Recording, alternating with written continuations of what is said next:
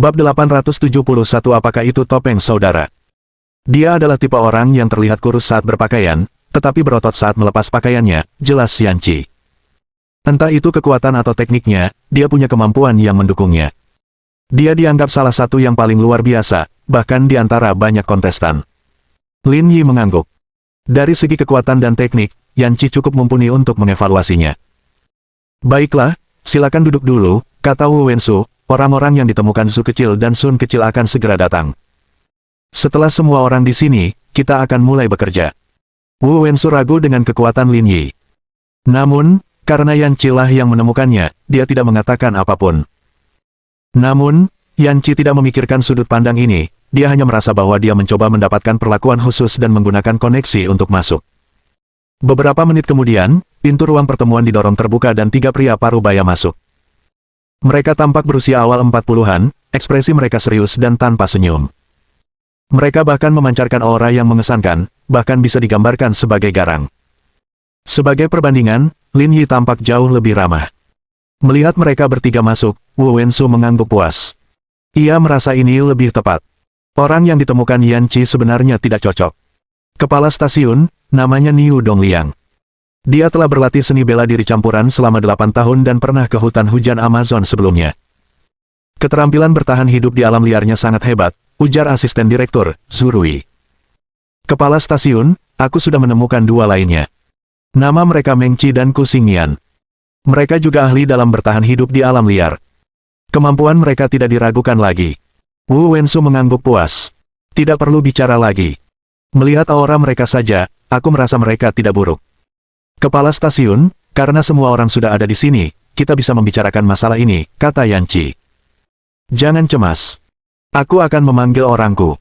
Setelah itu, kita akan rapat untuk membahas semuanya. Yanqi bergumam dalam hatinya, apakah kepala stasiun juga membawa seseorang? Wu Wensu menelepon. Beberapa menit kemudian, pintu ruang konferensi didorong terbuka dan lebih dari 10 orang masuk. Melihat orang yang datang, Lin Yi dan yang lainnya sedikit mengernyit. Sebab, orang-orang tersebut bukanlah kontestan biasa, melainkan selebritis yang pernah disaksikannya sebelumnya. Li Chensing, yang pernah ditemuinya sebelumnya, adalah salah satunya. Jika tidak termasuk manajer dan asisten, totalnya ada 2 orang selebritas, seorang pria dan seorang wanita. Harus dikatakan bahwa penampilan selebriti dan selebriti internet sangat berbeda. Penampilan dan sosok selebriti wanita itu memang luar biasa. Lin Yi agak bingung. Dengan penampilannya, seharusnya dia menerima banyak sumber daya. Dia tidak perlu berpartisipasi dalam pertunjukan seperti itu. Mungkin karena lawan jenis saling tertarik, tetapi selebriti wanita itu juga diam-diam melirik Lin Yi. Ia bertanya-tanya, siapa orang ini? Kenapa aku belum pernah melihatnya sebelumnya? Mungkinkah dia pendatang baru di industri hiburan? Yanqi, yang berada di samping, berpikir lebih profesional daripada Lin Yi. Kalau saja dia mengundang semua selebriti populer itu, isi pertemuannya nanti mungkin tidak ada kaitannya dengan perlakuan khusus. Melihat mereka duduk, Wu Wensu tersenyum dan berkata, karena semua orang sudah di sini, saya akan berterus terang. Saya yakin kalian semua kenal orang-orang ini. Mereka semua selebritas di industri hiburan. Motif mereka datang untuk berpartisipasi dalam acara ini sangat sederhana. Mereka hanya ingin membuktikan diri. Bos, tunggu. Pria kekar bernama Niu Dongliang menyela Wu Wensu. Apakah ini ada hubungannya dengan kita? Jangan cemas. Biar aku jelaskan perlahan, kata Wu Wensu sambil tersenyum. Mereka semua selebritas multitalenta. Dari segi profesionalisme, mereka mungkin masih sedikit lebih rendah darimu. Karena itu, ideku adalah membiarkan kalian berenam membentuk tim untuk memperebutkan hadiah utama. Kamu pasti bercanda. Niu Dongliang berkata. Ada banyak pakar yang berpartisipasi dalam kompetisi ini. Kita sendiri mungkin tidak akan mencapai hasil yang baik. Jika kita membawa mereka, kita pasti akan kesulitan. Jadi, mohon maaf, saya tidak bisa memenuhi permintaan Anda. Wu Wensu mengerutkan kening. Ia tidak menyangka akan menabrak tembok sejak awal, jadi ia melihat ke arah 2 orang lainnya. Tuan Meng, tuanku, apa pendapat kalian berdua? Keduanya saling memandang.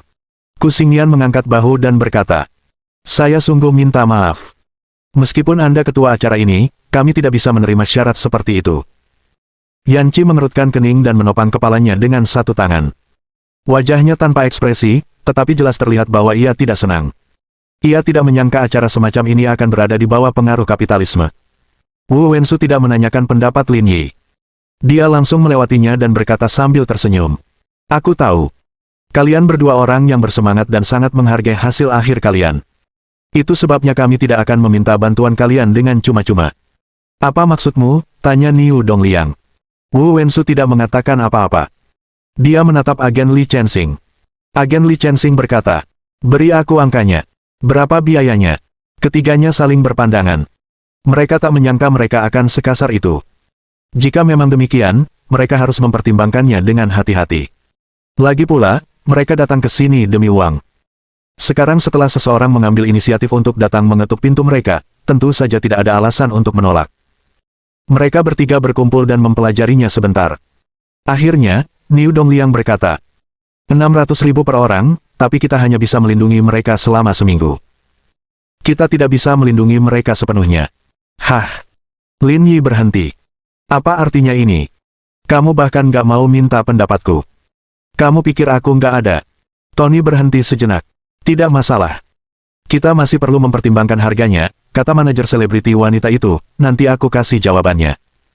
Tentu, kata Niu Dongliang. Tapi kau harus mempertimbangkannya dengan matang. Di tempat seperti ini, jika tidak ada yang melindunginya, akan sulit baginya untuk mencapai pulau itu. Manajer selebriti wanita itu tidak mengatakan apa-apa, seolah-olah dia serius mempertimbangkan masalah ini.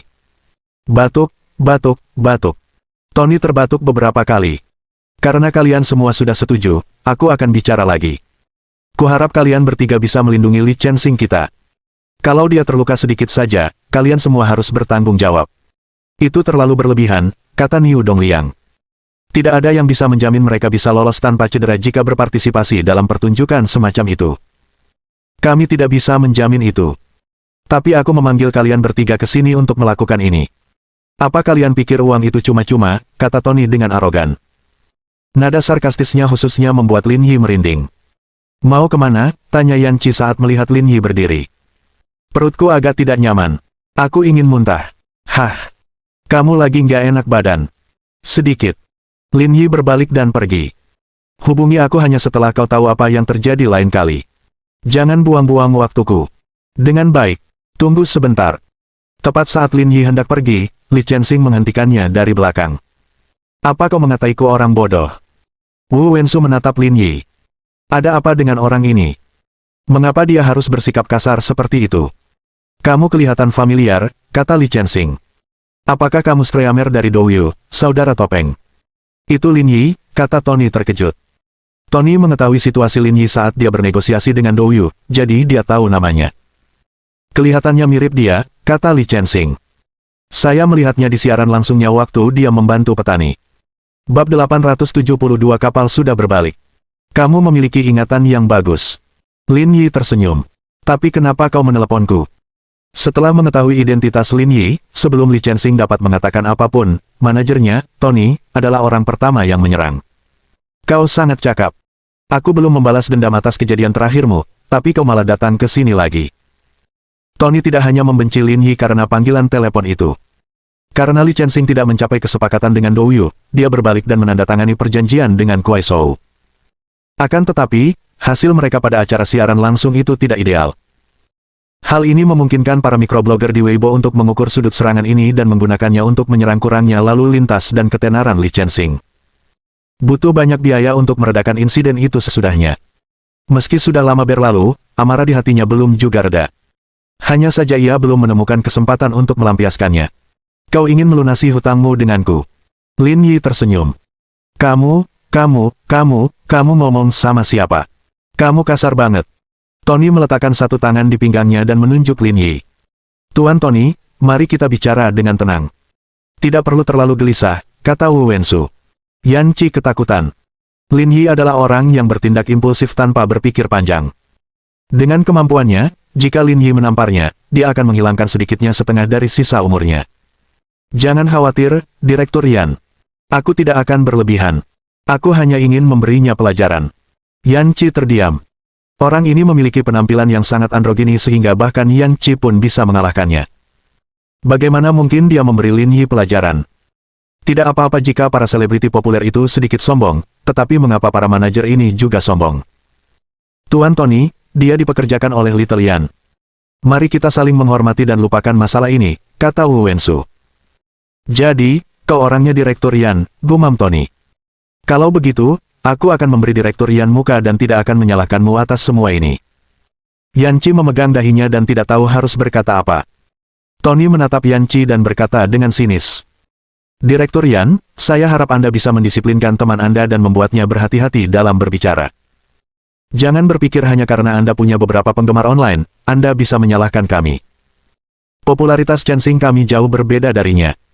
Saya bisa melupakan masalah ini, tapi kalau ada kesempatan lain, saya akan membalas dendam, baik yang lama maupun yang baru. Yan Chi. Jelaslah bahwa Lin Yi tidak ingin berbicara kepada mereka, tetapi dia tetap datang untuk menyerahkan kepalanya di atas piring perak. Apakah dia benar-benar mengira Lin Yi adalah orang yang baik hati? Bagaimana kalau begini? Kau tidak perlu menunjukkan muka padanya. Kalau ada masalah, kita bisa selesaikan sekarang, kata Lin Yi. Tony sama sekali tidak takut pada Lin Yi. Begini, aku nggak mau ngomong sama kamu karena kepala stasiun Wu dan Direktur Yan. Jangan sok tahu malu begitu. Lin Yi mengangkat tangannya dan menamparkan wajah Tony. Kau bahkan tidak berani bergerak, bahkan setelah sekian lama. Menyebalkan melihat pengecut sepertimu. Tony terbanting ke tanah oleh tamparan itu. Adegan itu mengejutkan semua orang di ruangan itu. Tak seorang pun menyangka pria yang tampak berkelas ini berani bertindak. Apakah ia benar-benar ingin didiskualifikasi dari kompetisi? Kau, beraninya kau memukulku. Tony membenamkan wajahnya di antara kedua telapak tangannya. Air mata mengalir deras di pipinya. Lin Yi menahan tawanya. Dia sudah berusia 30-an atau 40-an, kenapa dia menangis? Kamu membuatku tampak seperti sedang menindasmu. Petik 1. Tunggu apa lagi? Cepat dan hajar dia. Kedua pengawal di belakang Li Chensing menyerang Lin Yi tanpa berkata apa-apa lagi. Salah satu pengawal melayangkan pukulan ke wajah Lin Yi. Lin Yi menghindar dan menghindari serangan pengawal itu. Lalu, ia menjambak rambutnya dan membantingnya ke meja rapat. Pada saat yang sama, seorang pengawal lain bergegas, tetapi ia tidak seberuntung itu. Ia terkena tendangan Lin Yi dan terlempar beberapa meter sebelum menghantam dinding. Selebriti wanita yang duduk di samping Lin Yi melebarkan matanya dan membuka mulutnya. Apa dia benar-benar streamer? Kok bisa jago banget bertarung? Lin Yi, kamu keterlaluan. Kamu tahu apa yang kamu lakukan? Wu Wensu menggebrak meja dengan marah. Lin Yi mengangkat alisnya dan melirik Wu Wensu. Aku tahu. Mungkinkah penglihatanmu tidak cukup baik untuk melihat apa yang kulakukan? Beraninya kau memukulnya. Aku akan mendiskualifikasimu dari kompetisi sekarang. Yan Chi terkulai di kursinya dan terus memijat pelipisnya. Ia sudah tak sanggup bicara lagi. Apakah kamu yakin tidak ingin aku berpartisipasi dalam pertunjukan itu? Tentu saja. Sebagai kepala stasiun, aku akan mencabut hakmu untuk berpartisipasi dalam acara itu. Tentu. Lin Yi tersenyum. Jangan datang mengemis padaku nanti. Kau pikir kau siapa? Paling-paling, kau cuma selebritas internet. Apa kau benar-benar merasa kau sehebat itu? Pada titik ini, Wu Wensu tidak peduli dengan reputasi Yan Chi dan menegurnya dengan keras. Kalau tidak, dia tidak akan mau berdamai. Kita lihat saja. Lin Yi keluar sambil tersenyum, tidak marah sama sekali.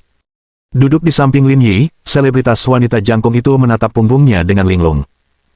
Ia sama sekali tidak mengerti orang ini. Berdasarkan aturan program, perkelahian tidak diperbolehkan di kapal. Mengapa dia masih berani berbuat seperti itu? Bukankah dia membutuhkan program ini untuk meningkatkan ketenarannya? Mengapa dia melakukan hal seperti itu secara impulsif? Wanita memiliki standar ganda. Dia merasa kasihan karena orang di depannya adalah Lin Yi. Jika orang itu jelek, dia mungkin merasa Lin Yi pantas mendapatkannya. Pak Tony, saya sungguh minta maaf, saya tidak tahu ini akan terjadi. Wu Wensu berkata sambil meminta maaf. Kuharap kepala stasiun Wu bisa segera mengusirnya dari kapal. Aku tidak ingin melihatnya semenit pun. Mungkin agak sulit. Lagi pula, kita sedang di laut. Tapi aku sudah mendiskualifikasinya dan akan membatasi pergerakannya. Aku tidak akan membiarkannya tampil di depan umum. Baiklah, kita akan mengikuti rencana kepala stasiun Wu. Yan Chi menggelengkan kepalanya, berdiri, dan berjalan keluar dari ruang konferensi. Yan kecil, kamu mau pergi kemana? Tanya Wu Wensu. Aku agak kurang sehat. Aku mau keluar cari udara segar. Kalian ngobrol dulu. Yan Chi pergi tanpa menoleh ke belakang, dan Wu Wensu tidak memintanya untuk tinggal lebih lama lagi. Setelah kejadian ini, tidak pantas baginya untuk tinggal di sini. Masih ada waktu untuk memberitahunya tentang sisa masalahnya setelah mereka selesai mengobrol. Sekitar setengah jam kemudian, Li Chensing dan yang lainnya keluar satu demi satu. Wu Wensu memanggil Yan Qi dan memintanya untuk datang ke ruang rapat. Kepala Stasiun Wu, apakah Anda mencari saya? Yan Qi bertanya dengan santai, seolah-olah tidak terjadi apa-apa barusan. Aku tahu Lin Yi temanmu, tapi aku tidak bisa berbuat apa-apa. Tapi, demi kebaikanmu, aku tidak akan mengurus ini sendiri.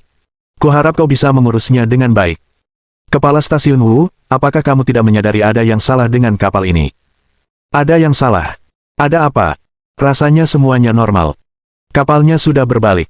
Bab 873 Pengecut dan Sok Tahu. Wu Wensu terkejut. Ia segera berdiri dan mencondongkan tubuh keluar kabin untuk melihat keluar. Namun, di lautan luas dan langit gelap, mustahil untuk melihat ke arah mana kapal itu melaju. Namun, kata-kata Yan Qi jelas tidak salah. Kenapa ini terjadi? Kenapa kita malah mundur? Siapa yang berani-beraninya melakukan ini? Lin Yi, kata Yan Qi, dia memerintahkan bintang laut untuk kembali setelah kamu mendiskualifikasinya. Omong kosong. Wu Wensu menggebrak meja. Kapal ini disewa oleh stasiun. Apa haknya menyuruhnya kembali? Ada apa dengan kaptennya? Apa dia hanya orang tak berguna? Kapal ini milik Lin Yi. Omelan Wu Wensu tiba-tiba terhenti, dan ekspresinya membeku dalam sekejap.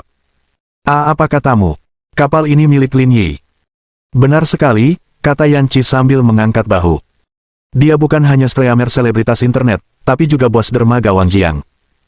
Kalau bukan karena kami saling kenal, dia tidak akan mau menyewakan perahu ini untuk kami. Biaya sewa kami bahkan tidak akan cukup untuk membayar bahan bakar perjalanan. Pikiran Wu Wensu kosong, dan ekspresinya sangat lucu. Tapi kita sudah menandatangani perjanjian. Kalau dia melanggar kontrak, dia harus membayar ganti rugi 3 kali lipat. Sekalipun 3 kali lipat, itu cuma 900.000 yuan. Dia sama sekali tidak peduli dengan uang itu, kata Yan Qi. Sekarang kapalnya sudah kembali, programnya tidak bisa direkam untuk sementara waktu, jadi kamu harus menjelaskan masalah ini. Wu Wensu tercengang. Semua pekerjaan persiapan untuk program tersebut telah disiapkan dan menghabiskan biaya puluhan juta. Jika kapal itu kembali, mereka tidak hanya akan tertunda beberapa hari ke depan. Jika terjadi kesalahan, rekaman mungkin baru selesai setelah tahun baru Imlek. Jika demikian halnya, kerugian stasiun tidak akan terukur. Selain itu, banyak pula orang-orang dari stasiun televisi lain yang turut berpartisipasi dalam rekaman acara ini. Kekacauan pada tingkat ini akan membuat Zonghai Television terkenal dan bahkan mungkin menyebabkan mereka dikritik oleh SARFT. Lebih jauh lagi, ia tidak akan dapat mempertahankan jabatannya sebagai wakil direktur. Yan Qi, hubungan kalian berdua baik-baik saja. Pergi dan beritahu dia untuk tidak membuat kapal berbalik arah. Dia bos besar. Aku sudah memintanya untuk merendahkan dirinya dengan mengajaknya berpartisipasi dalam acara itu. Aku tidak bisa membujuknya setelah kejadian itu. Dor. Wu Wensu menggebrak meja. Kamu sutradara acara ini. Kamu yang bertanggung jawab atas segalanya. Apa kamu butuh aku mengajarimu cara melakukan ini? Tapi aku tidak mengusirnya. Apakah kau percaya aku akan memecatmu saat aku kembali? Yan Qi mengangkat bahu dan berkata, aku tidak bisa menghentikanmu memecatku, tapi kau tetap harus menjelaskan kenapa acaranya tidak bisa direkam sesuai jadwal. Sambil berbicara, Yan Qi menyapu rambutnya ke samping dan berjalan menuju pintu. Jangan pergi. Wu Wensu ketakutan dan mengejarnya. Dia berkata dengan panik. Di mana Lin Yi? Aku akan mencarinya. Saya tidak tahu di mana dia. Bukankah kamu temannya? Telepon saja dia. Dia memblokir saya. Saya tidak bisa menemukannya. Anda. Menghadapi Wu Wensu, Yan Qi tidak takut sama sekali. Dengan kemampuannya, di stasiun televisi manapun dia pergi, pasti ada orang yang berebut untuk mendapatkannya. Lagi pula, kalaupun dia ingin memecatnya, itu tidak akan semudah itu. Lagi pula, kepala stasiun pasti tidak akan setuju. Kau benar-benar. Wu Wensu sangat marah hingga tubuhnya gemetar. Setelah bertanya-tanya, ia mengetahui bahwa Lin Yi telah kembali ke kamarnya. Aduh, Tuan Lin, kenapa Anda di sini? Saya sudah lama mencari Anda, kata Wu Wensu sambil tersenyum. Hah? Kenapa kamu mencariku? Aku salah tadi. Jangan merendahkan dirimu sepertiku. Sekalipun aku meminta semua orang pergi, aku tak akan pernah memintamu pergi. Kapal ini milikku. Apa hakmu untuk mengusirku? Dengan baik. Wu Wensu tampak malu, tapi dia masih tersenyum dan berkata, Presiden Lin, bukankah kita sedang menjalin hubungan kerjasama? Anda tidak bisa memutuskan kontrak secara sepihak. Aku cuma mau pulang naik kapal. Apa hubungannya dengan pelanggaran kontrak? Presiden Lin, Anda orang yang murah hati. Saya tidak bermaksud begitu. Saya benar-benar tahu kesalahan saya sekarang. Tolong jangan merendahkan diri Anda seperti saya, kata Wu Wensu. Saat kau mendarat di pulau itu, aku akan meminta tim produksi menyiapkan lebih banyak perlengkapan untukmu melindungi dirimu sendiri sehingga kau bisa berusaha keras untuk mendapatkan hasil yang baik. Tidak perlu. Aku lebih suka bicara dengan kekuatanku sendiri. Mendengar ini, Wu Wensu menghela napas lega. Sepertinya masih ada ruang untuk penebusan. Kalau tidak, dia tidak akan mengatakan hal seperti itu. Ya. Kalau begitu saya akan mengikuti prosedur normal. Wu Wensu mengangguk dan membungkuk. Ini bukan urusanmu. Jangan mengganggu pemandangan di sini. Kembalilah sekarang. Ya. Saya pamit dulu. Saya tidak akan mengganggu Anda lagi, Tuan Lin. Lin Yi mengangguk sebagai jawaban. Dan arah kapalnya. Itu bukan urusanmu. Baiklah. Aku pergi dulu, kata Wu Wensu. Setelah rekaman acara selesai, saya pasti akan menyiapkan makan malam untuk meminta maaf kepada Tuan Lin. Saya akan pergi dulu. Wu Wensu mengangguk dan membungkuk sebelum meninggalkan ruangan. Ia menyeka keringat dingin di dahinya. Saat mereka berada di ruang rapat tadi, mereka tidak menyadari bahwa aura pria ini begitu kuat. Mengingat apa yang baru saja terjadi, Wu Wensu merasa dirinya sedikit buta. Setelah menarik napas dalam-dalam, Wu Wensu merapikan pakaiannya dan kembali ke penampilan normalnya. Kepala Stasiun Wu. Sebelum Wu Wensu dapat mencapai ruang konferensi, dia bertabrakan dengan Tony, yang sedang berjalan ke arahnya. Wu Wensu mencintai sekaligus membenci pria androgini ini. Di satu pihak, dia memberinya banyak komisi untuk membuat dirinya kaya. Di sisi lain, orang ini telah menyinggung Lin Yi, dan dia telah terlibat. Emosinya begitu kuat sehingga ketika dia melihatnya lagi, wajahnya dipenuhi konflik. Tuan Tony. Seperti kata pepatah, jangan menamparkan wajah yang sedang tersenyum, jawab Wu Wensu sopan. Kamu seharusnya berurusan dengan orang bernama Lin Yi, kan? Dengan baik. Wu Wensu terdiam sejenak. Aku baru saja memikirkannya dan merasa apa yang kulakukan tadi agak tidak pantas. Tony tertawa. Kau berencana mengirimnya kembali semalaman. Kurasa ini ide bagus. Seharusnya kita sudah melakukan ini sejak lama. Tidak. Bukan itu maksudku. Aku sudah memutuskan untuk membiarkannya terus berpartisipasi dalam pertunjukan ini, kata Wu Wensu sambil tersenyum. Kamu harus lebih murah hati. Tidak perlu repot-repot mengurus masalah sekecil itu. Hah? Kepala Stasiun Wu, apa maksudmu? Apa kau akan membiarkan masalah ini begitu saja? Mari kita saling memaafkan sebisa mungkin. Lagi pula, masalah ini sudah selesai, kata Wu Wensu sok. Pak Tony, saya ada urusan lain. Sampai jumpa lagi. Wajah Tony menjadi gelap saat dia melihat Wu Wensu pergi. Kau benar-benar licik. Dia cuma selebritas internet yang punya banyak penggemar. Apa kau benar-benar menganggapnya serius? Bab 874. Apakah Anda berpikir untuk meminjam uang dari saya? Sambil bergumam lirih, Tony meringis dan kembali ke kamar Li Chensing. Mengapa kamu keluar dengan gembira tapi kembali dengan wajah masam? Tanya Li Chensing. Jangan sebutkan itu, kata Tony. Wu Wensu sama sekali tidak berurusan dengan orang itu. Dia bahkan setuju untuk membiarkannya terus berpartisipasi dalam program ini. Ada apa ini? Dia tidak mengambil uang kita.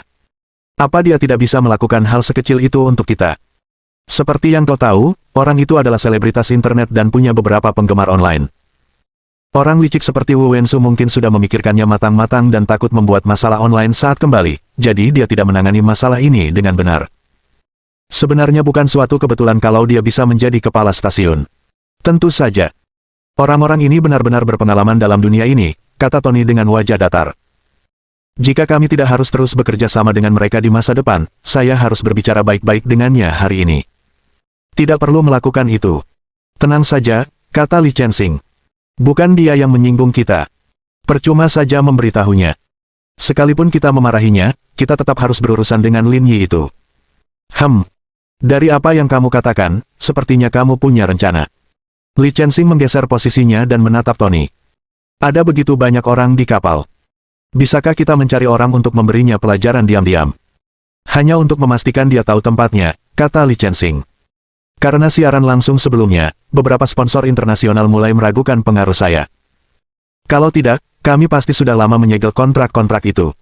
Jangan bahas itu. Aku jadi marah, kata Tony. Setelah acara ini, saya masih harus berusaha sebaik mungkin untuk bernegosiasi dengan mereka. Kalau bukan karena itu, pasti sudah lama sekali.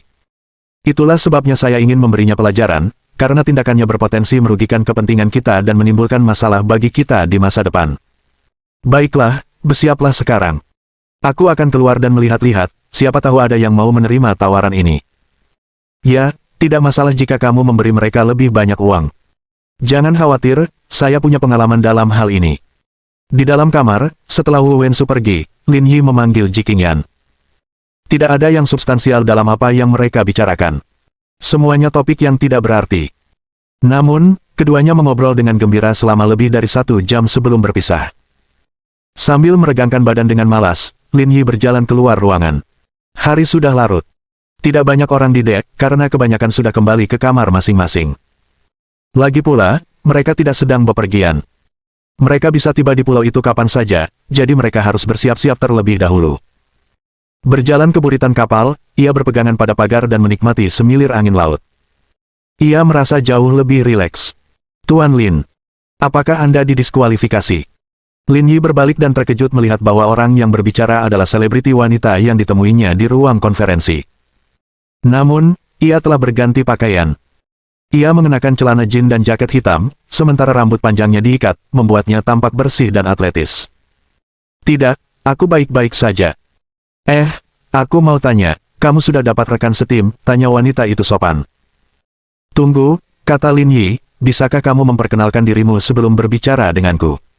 Hah, selebriti wanita itu tercengang. Kau tidak kenal aku. Apakah aku harus mengenalmu? Maaf, tapi izinkan saya memperkenalkan diri. Nama saya Zhao Yinian. Tahun lalu, saya berakting di film berjudul Dragon City. Saya adalah pemeran utama wanita ketiga, memerankan seorang ahli biologi. Sekarang kamu ingat? Tidak. Lin Yi menggelengkan kepalanya, aku belum pernah menonton film itu. Zhao Yinian. Jika Anda belum pernah melihatnya sebelumnya, mengapa Anda masih berpura-pura tercerahkan? Tidak apa-apa. Kalau belum nonton, ya sudahlah. Lagi pula aku kan tidak terkenal. Ini sudah diduga. Zhao Yinian bersikap baik dan sama sekali tidak merasa malu. Jadi, kamu di sini untuk membuat nama untuk dirimu sendiri. Mustahil untuk menjadi terkenal saat ini. Saya hanya ingin meningkatkan popularitas saya. Terlalu sulit untuk bertahan hidup di industri hiburan sekarang.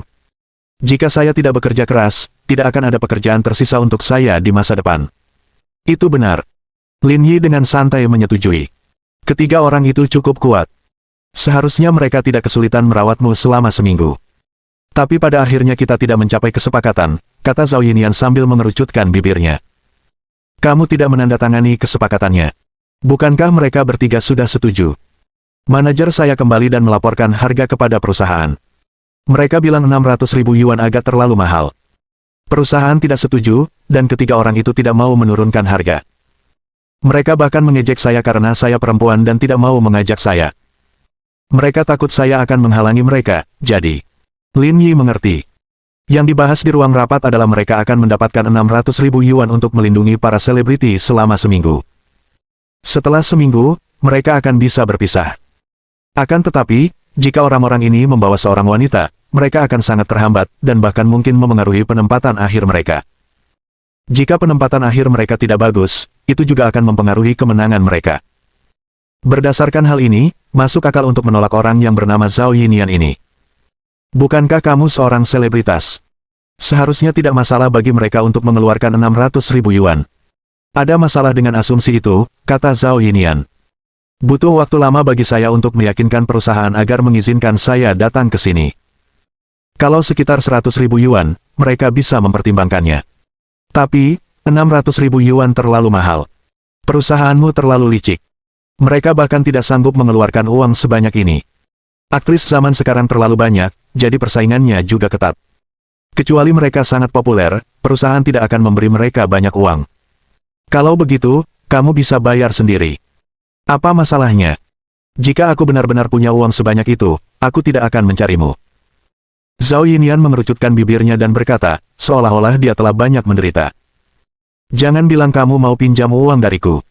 Lin Yi merasa selebritas wanita ini agak menyedihkan. Ia bahkan tidak punya 600.000 yuan. Ia bahkan tidak sekaya Zhang Xiaoyu. Tidak, tidak. Jangan salah paham. Zhao Yinian berkata, aku hanya ingin bertanya apakah kamu sudah menemukan orang yang cocok untuk membentuk tim. Saya punya 2 anggota tim, kita akan berangkat bersama saat kita siap mendarat di pulau itu. Apakah mereka berdua kuat? Bisakah mereka melindungimu? Hah? Lin Yi berhenti sejenak, mengapa aku membutuhkan orang lain untuk melindungiku? Tapi bukankah kau ikut dengan kami ke ruang rapat? Tanya Zhao Yinian. Bukankah kau sedang mencari bantuan? Tunggu, sepertinya kamu salah paham, kata Lin Yi. Meskipun aku juga pergi ke ruang konferensi, aku berbeda darimu. Aku berada di perahu yang sama dengan ketiga orang itu. Aku tidak ingin menghabiskan uang untuk mendapatkan bantuan. Hah? Kau yang menawarkan bantuan? Zhao Yinian sangat terkejut. Bukankah kau koneksi Direktur Yan? Dan kau seorang Streamer. Tidak bisakah dia memiliki koneksi yang mengesankan seperti itu, kata Lin Yi. Lagi pula, apa salahnya jadi Streamer? Jangan diskriminatif. Itu terutama karena kamu agak tampan. Kamu tidak terlihat seperti pria garang yang kubayangkan. Seperti apa kesanmu tentang pria yang garang? Haruskah aku melepas celanaku agar kau bisa melihatnya? Bab 875 Operasi Balas Dendam. Ah! Zhao Yinian menjerit dan segera berbalik, takut Lin Yi akan melepas celananya. Hal ini terjadi karena saat dia keluar untuk berjalan-jalan, dia melihat 2 kelompok orang tengah berkelahi tanpa busana di atas kapal. Apa yang kau teriakkan? Orang yang tidak tahu apa-apa mungkin berpikir aku telah melakukan sesuatu padamu. Zhao Yinian berbalik dan merasa lega melihat Lin Yi tidak melakukan apapun. Bolehkah aku membicarakan sesuatu denganmu? Kamu mau bekerja sama denganku? Ya. Bisakah kau membawaku? Aku tidak bisa. Apakah menurutmu aku terlalu lemah? Ya, Zhao Yinian. Sekalipun kamu membenciku, kamu seharusnya lebih bijaksana. Meskipun saya tidak terkenal, saya tetap peduli dengan reputasi saya. Sebenarnya, aku masih lumayan. Jangan berpikir aku terlalu kurus. Aku juga biasanya berolahraga. Aku bisa lari 10 km dalam waktu kurang dari 40 menit. Aku pasti bisa mengimbangimu, kata Zhao Yinian. Aku hanya perlu kamu memberitahuku apa yang bisa dan tidak bisa aku makan. Hah? Bukankah kita harus makan makanan liar untuk bertahan hidup di alam liar? Aku tidak tahu bagaimana membedakannya. Zhao Yinian menatap Lin Yi penuh harap. Jadi, bisakah kau membawaku bersamamu? Tidak. Lin Yi berkata, berolahraga dan bertahan hidup di alam liar itu 2 hal yang berbeda. Sebaiknya kau cari orang lain. Baiklah, aku tidak akan mendesakmu lagi. Terima kasih. Melihat penolakan tegas Lin Yi, Zhao Yinian tidak mengatakan apa-apa lagi dan berbalik untuk pergi dengan tenang. Namun, Lin Yi masih tetap di tempatnya, memandangi ombak di ujung kapal di malam hari. Lin Yi merasa tidak ada tempat yang lebih nyaman daripada ini. Seolah-olah seluruh dunia tidak ada hubungannya dengan dia. Pada saat ini, Tony dan Chen Dongze sedang duduk di sudut kedai kopi Starfish. Pelayan itu meletakkan 2 cangkir kopi di atas meja dan berbalik untuk pergi. Mengapa kamu mencariku? Tanya Chen Dongze. Aku baru dengar kalian berkonflik dengan seseorang bernama Lin Yi. Benarkah? Chen Dongze menatap Tony. Kenapa kamu bertanya begitu? Tony tidak berkata apa-apa. Ia mengeluarkan kartu bank dari sakunya. Ada 20.000 yuan di sini. Aku butuh bantuanmu. Bantuan apa? Bantu aku memberi pelajaran pada Lin Yi, kata Tony. Kebetulan, kalian berdua punya dendam dari dulu. Bagimu, 20.000 yuan ini hanya tambahan dari apa yang sudah akan kalian lakukan secara cuma-cuma. 20.000 yuan bukanlah jumlah yang banyak bagi Tony, tetapi itu juga bukan jumlah yang kecil. Lagi pula, tidak semua orang seperti Lin Yi, yang bisa menghabiskan 10 juta tanpa berkedip. Namun, Chen Dongze tidak langsung mengambil kartu bank Tony. Sebaliknya, ia bertanya dengan hati-hati. Kamu harus tahu, menurut aturan tim produksi, kalau kamu bertarung di kapal tanpa izin, kamu akan didiskualifikasi dari kompetisi. Kamu mau kami melakukan ini demi 20.000 yuan? Kamu terlalu naif. Aku sudah bertanya-tanya tentangmu. Dulu kalian tentara bayaran di luar negeri. Seharusnya ini bukan masalah besar bagimu, kan, kata Tony. Lagi pula, kau bisa tenang saja soal ini. Kalau sudah waktunya, aku akan memberimu alibi. Dengan pengaruhku, tim produksi tidak akan berani mengatakan apapun. Chen Dongze tidak tergerak. Karena kamu sudah tahu identitas kami, bukankah terlalu murah untuk menyuap kami dengan 20.000 yuan? Tidak, tidak, kamu salah tentang satu hal, kata Tony. Aku di sini bukan untuk mempekerjakanmu kali ini. Aku di sini untuk bekerja sama denganmu. Lagi pula, ada dendam di antara kalian berdua. Lagi pula kau memang berniat membalas dendam padanya. Tidakkah kau akan senang jika aku memberimu 20.000 yuan tanpa imbalan? Memang benar, tapi 20.000 yuan terlalu sedikit bagi kami. Tuan Chen, tidak akan baik jika Anda serakah, kata Tony. Saya di sini dengan itikat baik. Kalau kamu tidak setuju, saya harus cari orang lain. Meskipun Tony agak netral gender, kata-kata dan tindakannya sangat halus. Dia tidak menghabiskan kopinya dan berbalik untuk pergi. Tuan Tony, tunggu. Chen Dongze menghentikan Tony. Apakah Tuan Chen setuju? Kalau kau naikkan biayanya, kita bisa selesaikan masalah ini. Kami pasti akan membantumu memberinya pelajaran, kata Chen Dongze. Jika Anda tidak ingin menambahkan 1 sen pun, lupakan saja. Berapa banyak yang ingin kamu tambahkan? 10.000 lagi. Setuju. Tony langsung setuju tanpa membuang waktu. Kalau sudah selesai, aku akan mentransfer sisa 10.000 yuan kepadamu. Dengan popularitas Li Chensing di Huaxia, 10.000 yuan bukanlah apa-apa di matanya. Baiklah, setuju. Ini untukmu, kata Tony. Aku baru saja menyuap kru produksi dan mendapatkan kartu kamar kosong untuk kamarnya. Kau bisa tiba-tiba masuk dan mengejutkannya. Kalian orang-orang berbudaya, sungguh bijaksana. Kalau kami harus melakukannya sendiri, kami pasti sudah mendobrak pintunya. Kamu harus profesional saat melakukan hal-hal ini. Kamu tidak bisa begitu saja masuk. Chen Dongze mengambil kartu kamar. Sudah beres. Kita pergi dulu. Siapkan sisa 10.000 yuan untuk kita. Jangan khawatir. Aku, Tony, punya reputasi bagus di industri ini. Aku tidak akan kekurangan 10.000 yuanmu.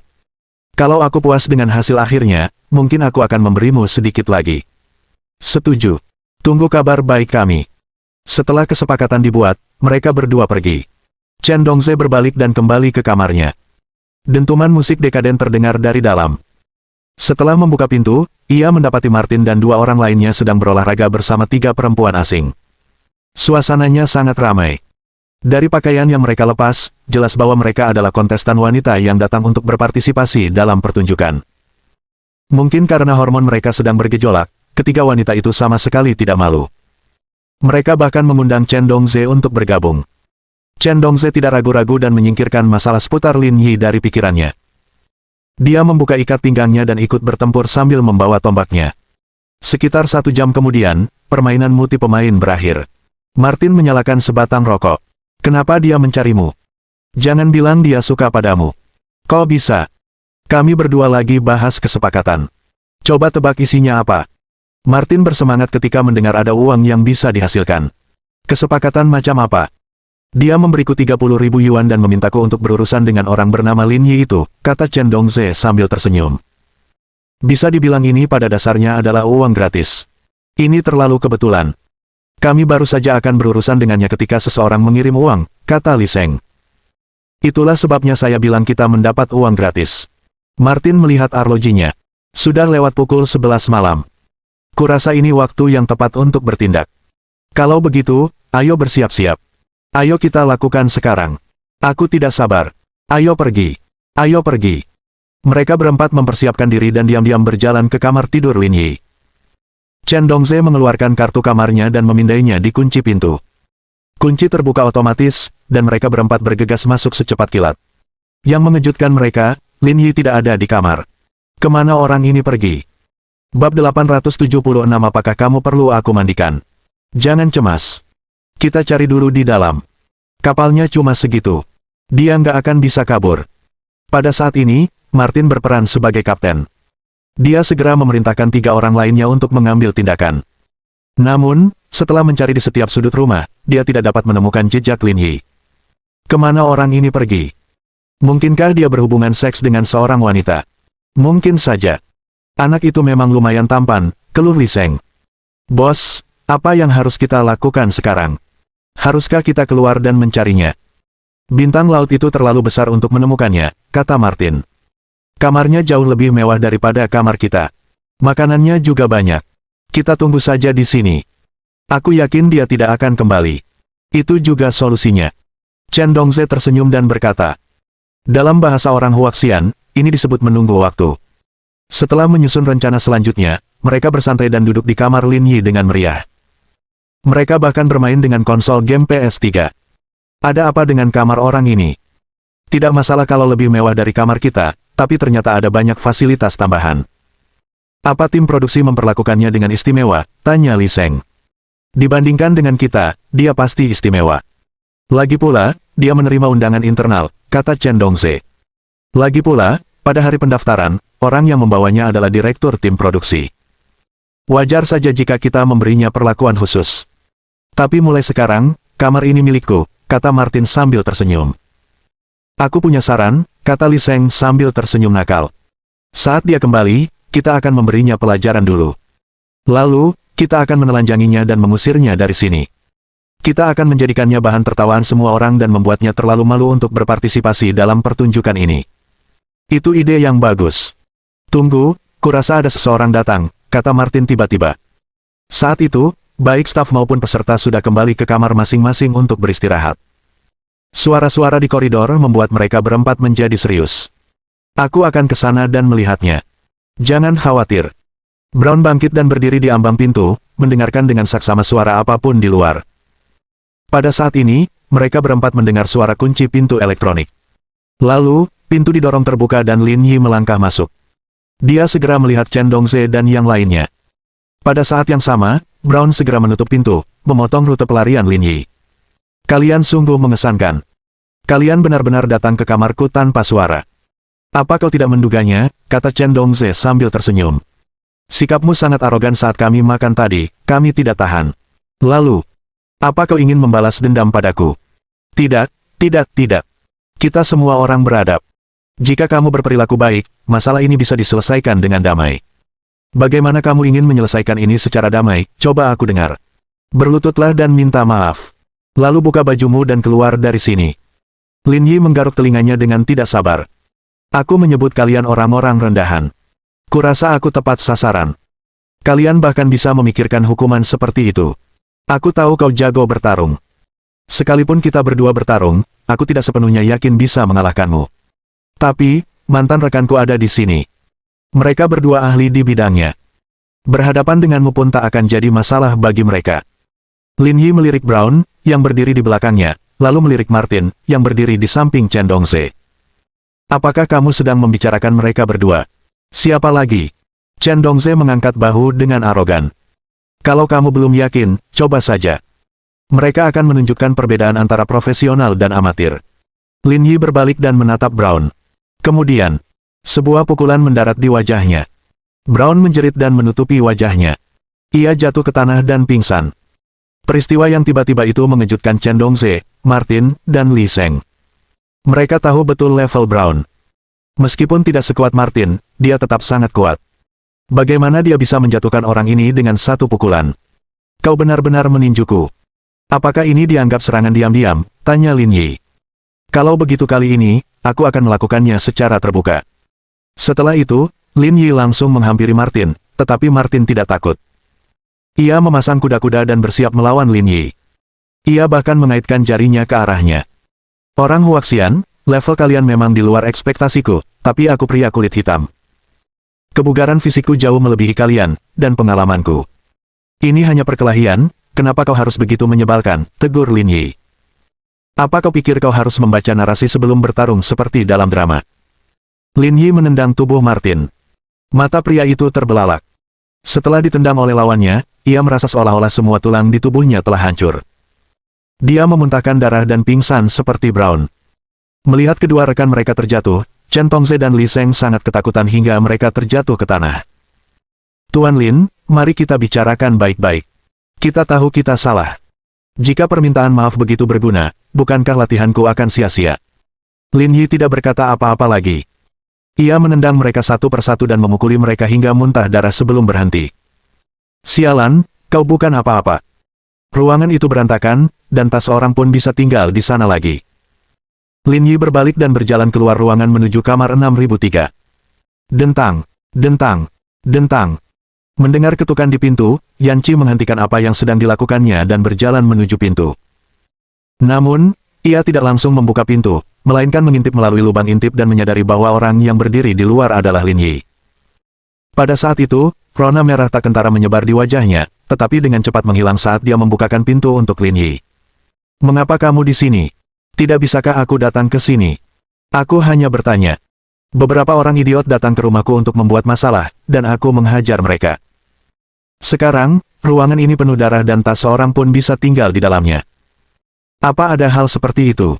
Yan Qi menjadi serius. Katakan siapa dia. Aku akan mendiskualifikasi mereka sekarang. Lin Yi melambaikan tangannya dengan acuh tak acuh. Mereka hanya beberapa musuh kecil. Jangan terlalu serius. Mereka bukan ancaman bagiku. Baiklah kalau begitu. Yan Qi tahu kemampuan Lin Yi, jadi dia tidak memikirkan masalah ini. Aturan digunakan untuk melindungi yang lemah, dan orang-orang seperti Lin Yi benar-benar tidak membutuhkannya. Ini karena dialah yang dibatasi oleh mereka. Kalau tidak, dengan kepribadiannya, dia bisa saja menjatuhkan semua orang di kapal sebelum mereka mendarat di pulau itu, lalu menginjakkan kaki di pulau itu sendirian. Dari kelihatannya, sepertinya kamu tidak berencana untuk pergi malam ini. Apakah saya tidak diterima? Bukan itu maksudku, kata Yan Qi sambil membantu Lin Yi melepas jaketnya. Apakah kamu perlu aku untuk memandikanmu? Bab 877 Awan Kecurigaan. Bagaimana kalau kita melakukannya bersama? Kamu duluan. Rumahnya agak berantakan. Aku akan beres-beres. Lin Yi menarik Yan Qi dan menggendongnya di pinggang. Apa yang perlu dirapikan? Dimanapun kita melakukannya, semuanya sama saja. Turunkan aku dulu. Yan Qi meronta dalam pelukan Lin Yi. Kita tidak bisa melakukannya di kamar mandi. Kita bahkan bisa melakukannya di mobil kalau ada waktu. Melakukannya di kamar mandi itu normal. Kamu selalu menggertakku. Dua Meigon sedang duduk di kamar 4018. Sosok pria Kaukasia itu biasa saja. Tingginya sekitar 1,7 meter dan bertubuh ramping. Ia tidak mencolok saat duduk diam di sana.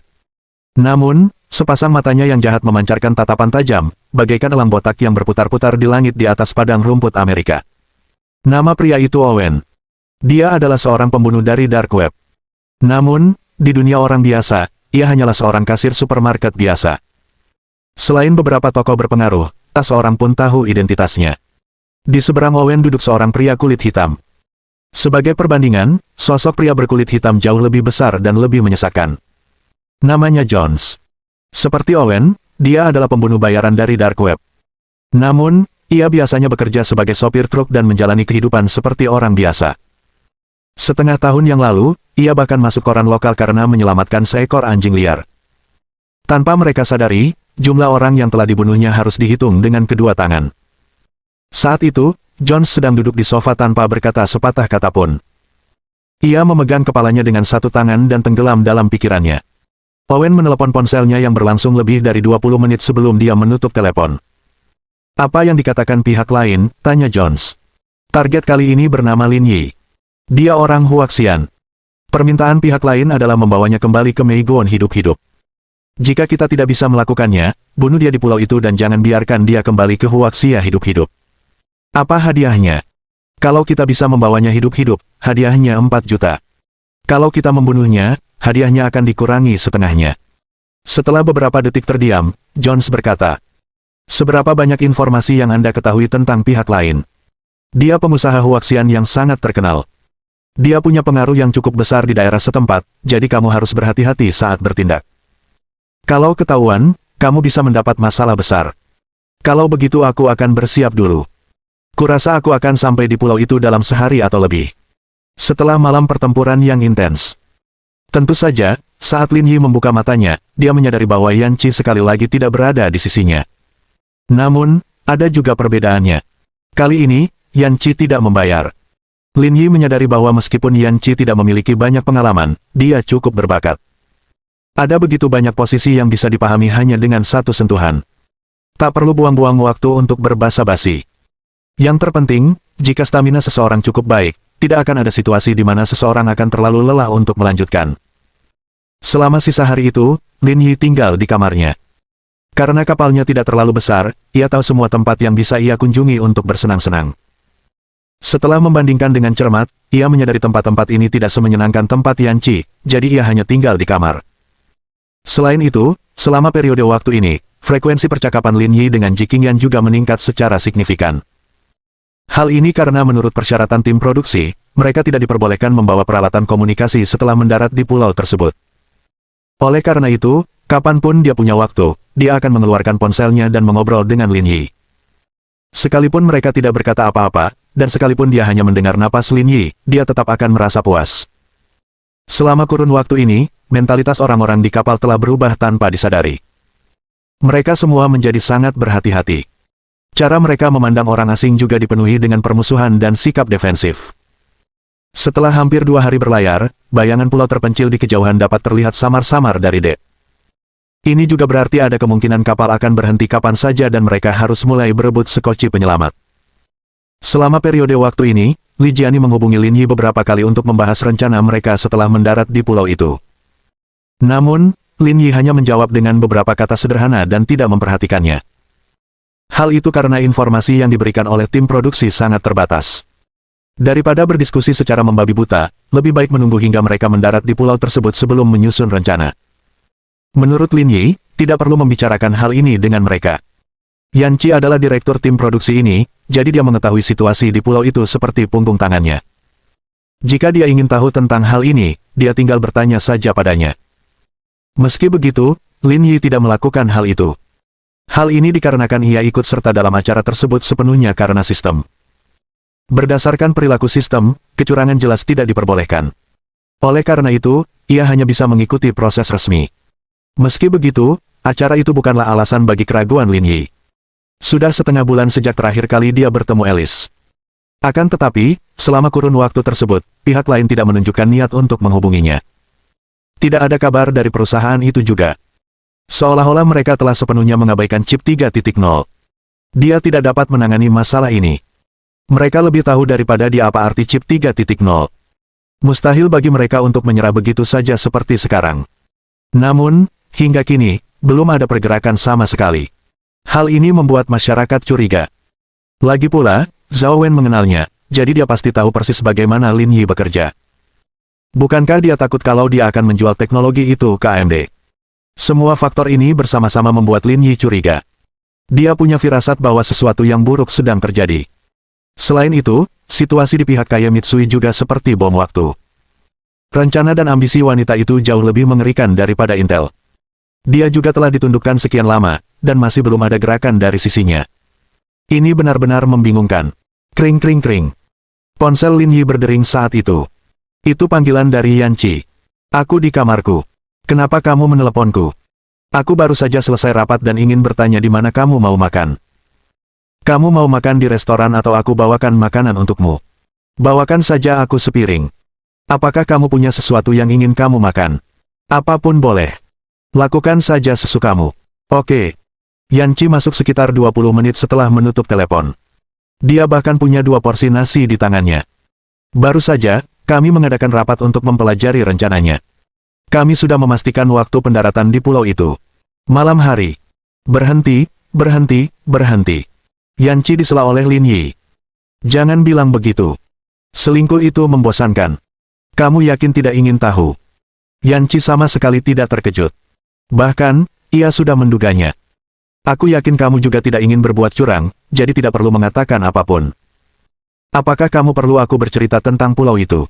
Tidak perlu. Yan Qi juga menantikan penampilan Lin Yi setelah mendarat di pulau itu. Ngomong-ngomong, kamarmu sudah lama dirapikan. Kembalilah ke kamarmu untuk tidur malam ini. Kita akan sampai di pulau itu sebentar lagi. Jangan main-main malam ini. Jaga tenagamu. Kalau tidak, kau akan mudah tertinggal. Saya bersedia mengambil risiko. Sebelum Yan Qi sempat bereaksi, Lin Yi mengangkat pinggangnya.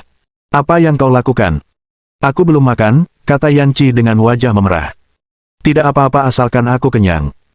Kamu tidak perlu makan terlalu banyak, atau kamu bisa muntah setelah olahraga berat.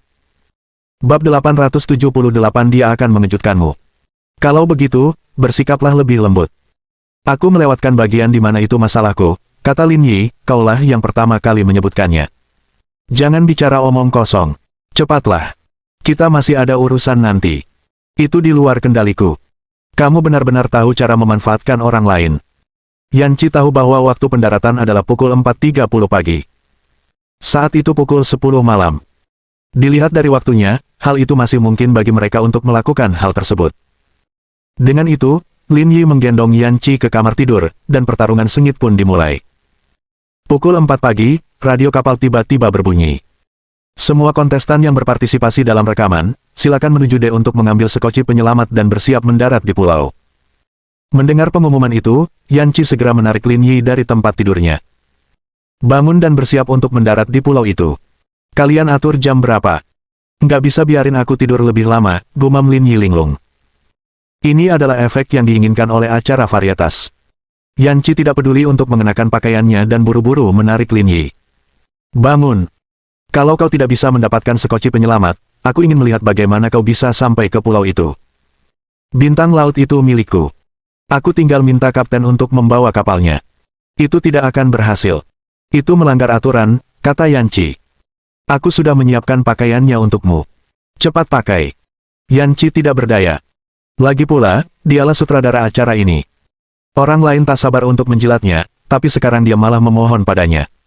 Kepalanya sakit. Baiklah, baiklah. Jangan terburu-buru. Jaraknya cuma 1 mil laut. Paling buruk, aku akan berenang menyeberang. Kamu gila. Apa kamu tidak takut hiu di laut akan memakanmu? Sial. Lin Yi tersadar, itu masalah. Bangun dan ambil sekoci penyelamat.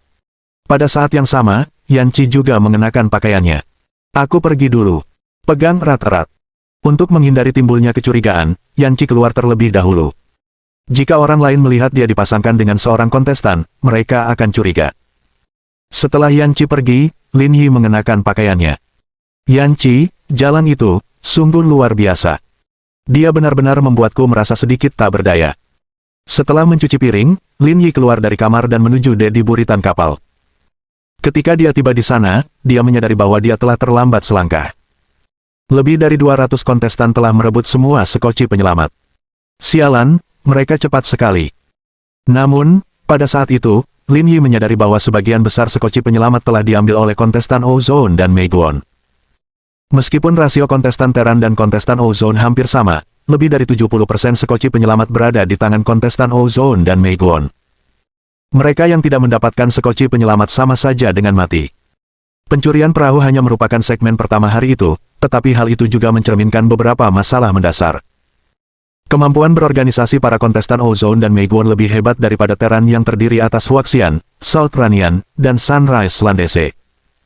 Untungnya, Li Jiani dan Huang Yunhang berhasil mendapatkannya lebih dulu. Mereka tidak akan kesulitan mendarat di pulau itu. Maaf, aku bangun terlambat.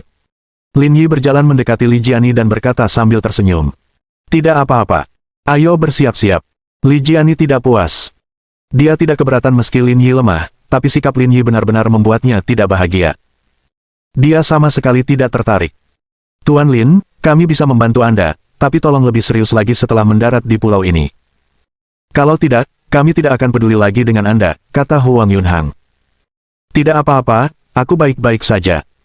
Lin Yi berkata dengan acuh tak acuh, lakukan saja sesukamu, jangan khawatirkan aku. Baiklah, kita tidak usah bahas ini dulu. Apapun yang terjadi, kita tetap tim. Melihat mereka hendak mencapai pulau itu, Li Jiani tidak ingin terlibat pertengkaran yang tidak penting. Setidaknya sampai saat ini, dia belum memberikan dampak negatif padanya. Karena itu, perilakunya masih bisa diterima. Sementara itu, Lin Yi gembira karena bisa bebas karena salah satu anggota timnya telah merebut sekoci penyelamat. Cukup menarik melihat yang lain masih berebut sekoci penyelamat. Seiring berlalunya waktu, pertempuran memperebutkan perahu pun berakhir. Yan Qi dan seorang sutradara pria berambut pirang lainnya berdiri bersama. Nona Yan, situasi dengan kontestan Huaxian tampaknya tidak terlalu optimis. Meskipun jumlah pesertanya paling banyak, Anda hanya berhasil merebut 8 perahu. Lagi pula, jumlah perahu yang kami miliki lebih dari 2 kali lipat jumlah Anda. Pria yang berbicara itu bernama White. Ia adalah seorang direktur Wellington Television dan bertanggung jawab atas acara tersebut. Ini hanya salah satu segmen. Tidak ada yang menjelaskan hasil akhirnya, kata Yan Qi enteng. Menurutnya, selama Lin Yi masih ada, mereka masih memiliki peluang tertinggi untuk mendapatkan tempat pertama. Tapi tetap saja, kemungkinan kita mendapatkan tempat pertama sangat tinggi, kata White sambil tersenyum. Meskipun itu hanya salah satu segmen, itu juga berarti kekuatan kita secara keseluruhan lebih besar dari kekuatanmu. Yan Qi juga tersenyum. Masih terlalu dini untuk mengatakan ini. Jangan cemas. Kami orang Huaxian selalu pendiam. Seseorang yang akan mengejutkanmu mungkin akan muncul begitu saja. Mungkinkah Nyonya Yan punya seseorang yang disukainya? Tanya White acuh tak acuh. Bisakah kamu menunjukkannya dan biarkan aku melihatnya? Yanchi tidak menyembunyikan apapun. Ada kebanggaan yang tak tersamarkan di antara alisnya saat ia menunjuk Lin Yi dan berkata, "Pria itu akan mengejutkan kalian semua." "Dia?" tanya White, "dia seharusnya jadi selebriti Huaxian. Kurasa dia tidak akan bisa bertahan sampai akhir kompetisi. Kita tunggu saja. Semoga kamu tidak terkejut saat waktunya tiba. Aku akan mengawasinya." Pada saat yang sama, Lin Yi sedang menonton keributan dari samping. Secara kebetulan, ia juga melihat selebritas wanita, Zhao Yinian. Ia mengenakan jin ketat dan jaket. Kepalanya diikat, dan ia berpakaian pantas. Ia tampak siap, tetapi sia-sia. Ia berdiri terpaku di tanah dan menghentakkan kakinya dengan cemas. Ia ingin naik dan merebut sekoci penyelamat, tetapi ia tak berani. Ia hanya bisa berdiri di sana dengan lesu. Ia begitu cemas hingga hampir menangis. Kekecewaan dan kesedihannya tampak jelas. Memang agak kasihan gadis seperti dia berpenampilan seperti ini. "Hai!" Lin Yi memanggil Zhao Yinian dari kejauhan. Mendengar suara itu, banyak orang menoleh ke arah Lin Yi. Zhao Yinian pun demikian. Ia langsung menyadari bahwa Lin Yi sedang menatapnya. "Apakah kamu berbicara padaku?" Lin Yi mengangguk. "Datanglah ke sini. Aku akan membawamu ke pulau itu." "Bi, benarkah?" Zhao Yinian terkejut sekaligus gembira. "Kau benar-benar mau mengajakku?" Zhao Yinian tidak terlalu memikirkannya. Ia berjalan melewati kerumunan dan muncul di depan Lin Yi. "Terima kasih." Zhao Yinian membungkuk. "Kupikir aku akan langsung pulang." "Ini masalah kecil," kata Lin Yi dengan santai. "Ada apa denganmu? Ini kapalmu. Kau memutuskan untuk membawa orang ke kapal tanpa izin. Ini akan memperlambat laju kemajuan kita," kata Huang Yunhang. "Bab 879 pulau ini terlalu berbahaya, jangan pergi. Aku hanya menambahkan satu orang lagi. Seharusnya tidak jadi masalah besar, kan?" kata Lin Yi. "Ini bukan pertanyaan apakah kita bisa menerima lebih banyak orang," kata Huang Yunhang. "Kamilah yang mendapatkan perahunya. Tidak apa-apa kalau kalian hanya duduk diam dan menikmati hasil kerja keras kami, tapi sekarang kalian ingin membawa lebih banyak orang masuk tanpa izin kami. Kalian tidak punya hak, kan?" Lin Yi hendak berbicara, tetapi Li Jiani berbicara terlebih dahulu. "Tuan Lin, saya tidak keberatan memberi Anda muka selama itu tidak memengaruhi rencana kita, tetapi kapasitas kapal ini terbatas. Mungkin tidak terlalu baik untuk 4 orang menaikinya. Ini tidak ada hubungannya dengan apa yang optimal," kata Huang Yunhang. "Sekalipun muat 4 orang, aku tak akan mengizinkannya membawa seseorang ke kapal begitu saja. Dia sama sekali tak punya batasan. Apa dia benar-benar merasa dirinya raja?" Zhao Yinian, yang sangat gembira, mengira ia akan berhasil mencapai pulau itu. Tanpa diduga, ia langsung disiram baskom berisi air dingin.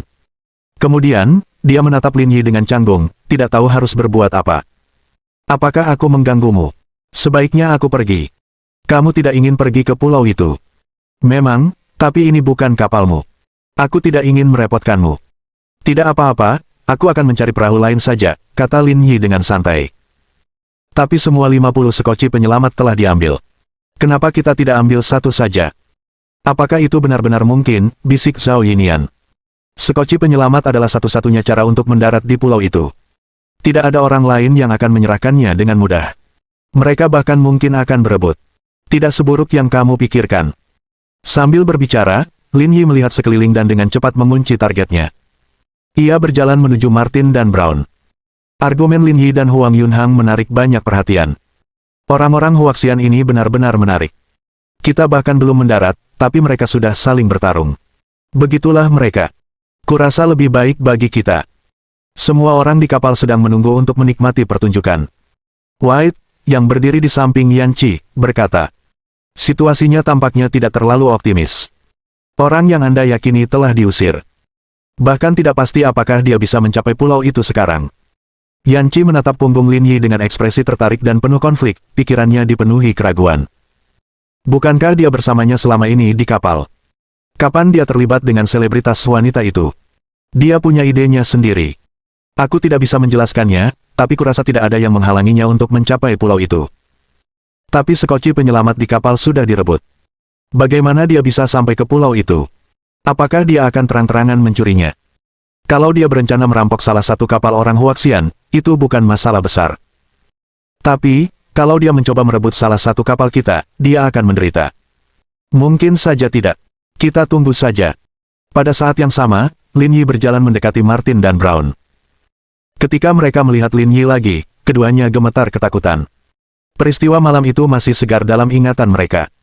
Tingkat keterampilan pria ini jauh lebih tinggi daripada mereka. Jika dia datang untuk merebut perahu mereka, mereka tidak akan punya kesempatan untuk melawan. Semua orang di kapal menatap Lin Yi dengan heran. Mereka mengira dengan sosok Lin Yi, dia pasti akan memilih untuk menyerang rakyatnya sendiri. Dengan begitu, peluang keberhasilannya akan lebih tinggi. Tanpa diduga, dia berjalan lurus ke arah dua Meigon itu. Aku kenal mereka berdua.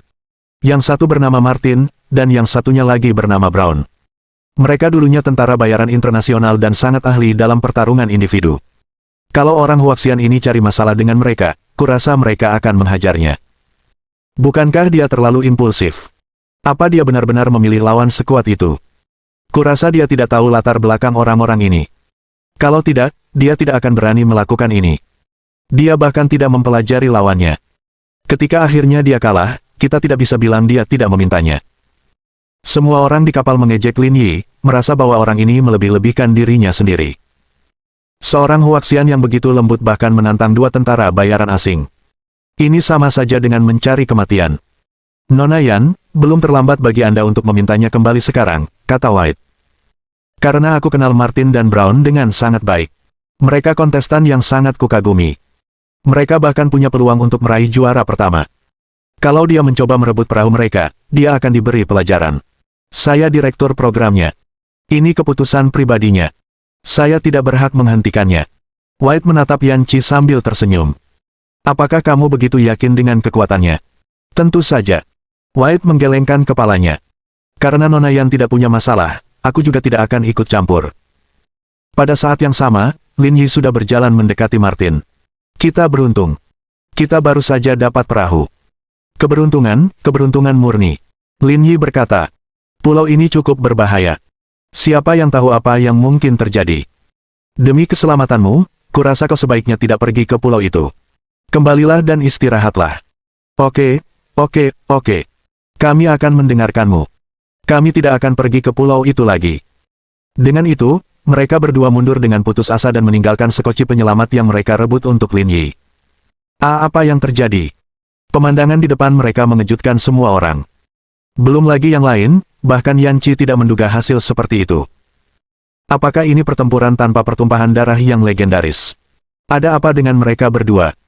Kenapa mereka meninggalkan kapal begitu saja? Kau bercanda? Apa mereka disuap?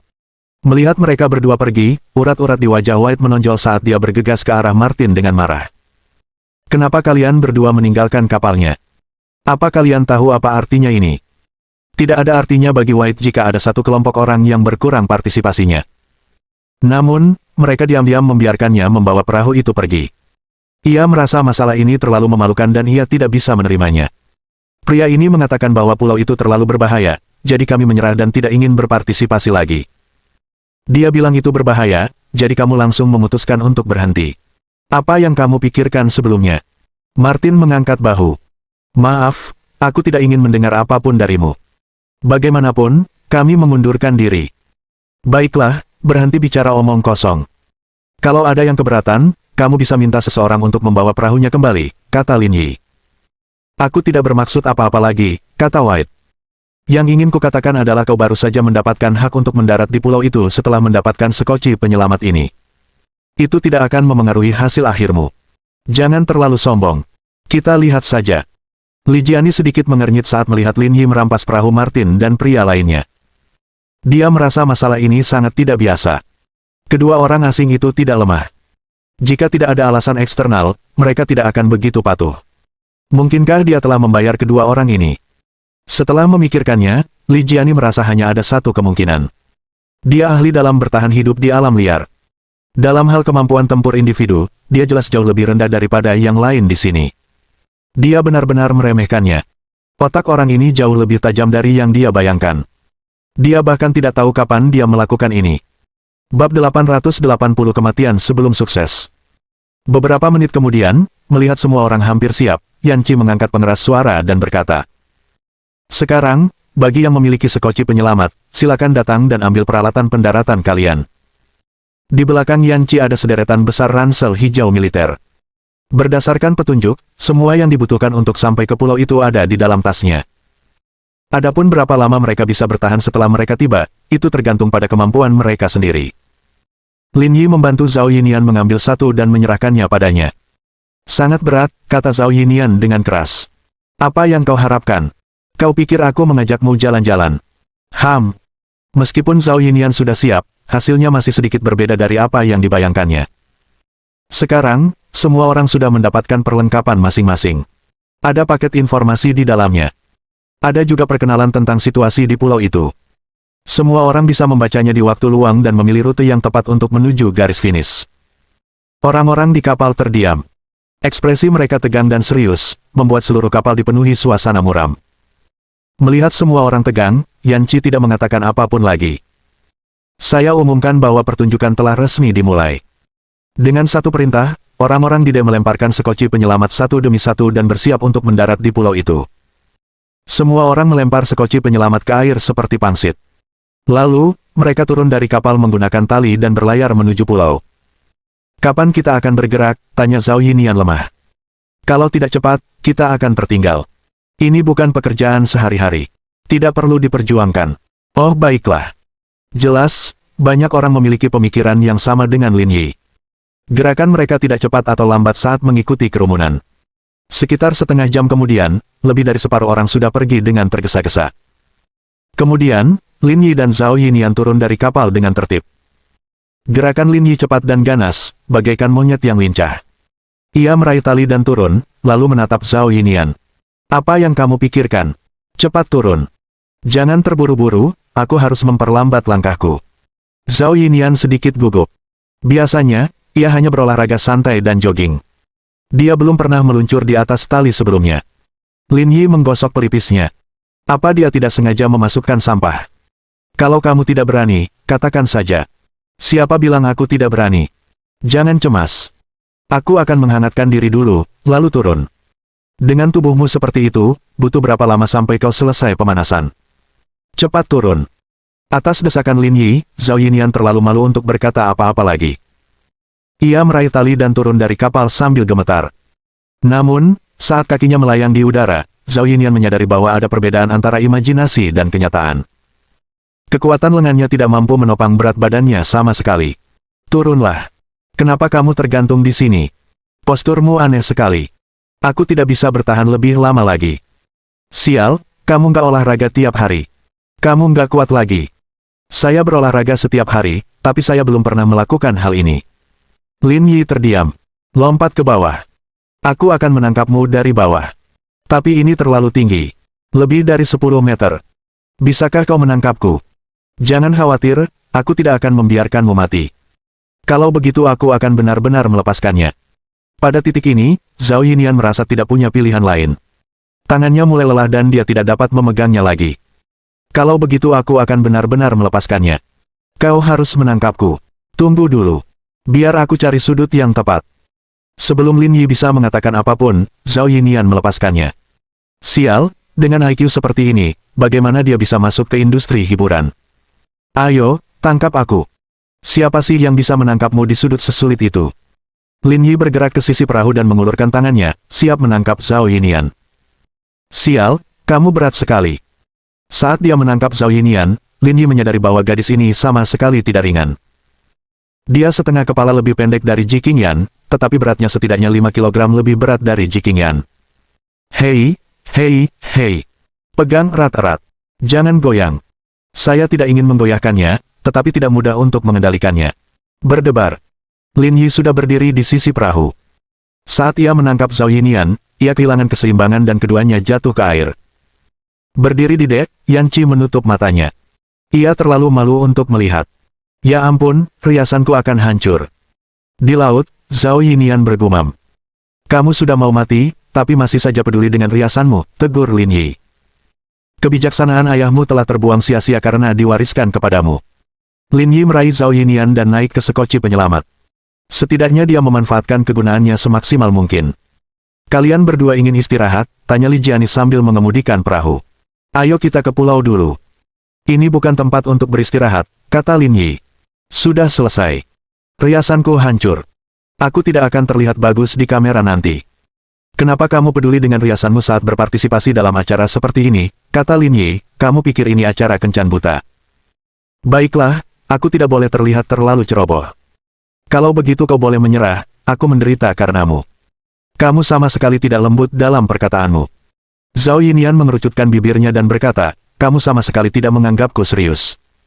Lin Yi tidak menjawab. Ia mengemudikan sekoci penyelamat dan bersiap mendarat di pulau itu. Karena jaraknya tidak terlalu jauh, mereka sampai di pulau itu dalam waktu setengah jam. Kalau saja dia tidak harus memperhatikan juru kamera di belakangnya, dia pasti bisa bergerak lebih cepat. Meski begitu, Lin Yi sudah punya rencana dalam pikirannya. Dia datang ke sini untuk menyelesaikan sebuah misi. Sesampainya di pulau, dia masih harus fokus pada misi sistem. Soal kamera, dia akan menunggu selama mungkin. Dia tidak boleh membiarkan mereka menunda kemajuannya. Dia tidak perlu peduli dengan tim produksi, tetapi dia harus memberi Yan Chi muka. Dia tidak bisa membiarkan usahanya sia-sia. Sesampainya di pulau itu, hampir semua orang berhenti. Tak seorang pun berani melangkah lebih jauh. Saat berada di kapal, ia tak terlalu memikirkannya. Namun, kini setelah berada di sini, ia benar-benar merasakan luasnya pulau ini. Jauh berbeda dengan gambaran pulau terpencil yang ada dalam benaknya. Berdiri di sana dan memandang ke kedua sisi, ia sama sekali tak bisa melihat cakrawala. Seolah-olah ia telah tiba di kota yang hilang. Selain itu, tidak jauh dari pulau itu terdapat sebuah kapal pesiar kecil dengan segala macam peralatan di atasnya untuk memastikan rekaman dapat berjalan normal. Namun, hal ini tidak termasuk dalam pertimbangan Lin Yi. Hal ini tidak ada hubungannya dengan dirinya. Mari kita lihat peta dulu dan pelajari rute spesifik kita, kata Li Jiani. Pulau ini terlalu terpencil. Kita harus berhati-hati. Baiklah, kalian pelajari dulu. Aku akan mencari kayu bakar untuk menghangatkan badan kita. Permintaan Lin Yi dapat dimengerti. Li Jiani tidak mengatakan apa-apa. Saat ini sedang musim dingin, dan angin laut memang agak dingin. Rasanya cukup nyaman menghangatkan diri di dekat api unggun. Setelah sekitar 20 menit, Lin Yi berjalan kembali dengan cabang pohon dan menggunakan alat distribusi untuk menyalakan api unggun. Dia dengan santai melepas kemejanya, memeras air yang ada di kemejanya, dan bersiap mengeringkan pakaiannya. Kamu punya bentuk tubuh yang bagus. Mohon dukungan dari omom ante-ante sekalian, buat subscribe atau sharekan novel Mimin ke Facebook kalian, agar channel Mimin bisa terus berkembang. Dengan begitu, Mimin bisa lebih semangat untuk up novel seru lain ke depannya. Buat teman-teman yang sudah subscribe dan sharekan novel Mimin, Mimin ucapkan terima kasih sebanyak-banyaknya.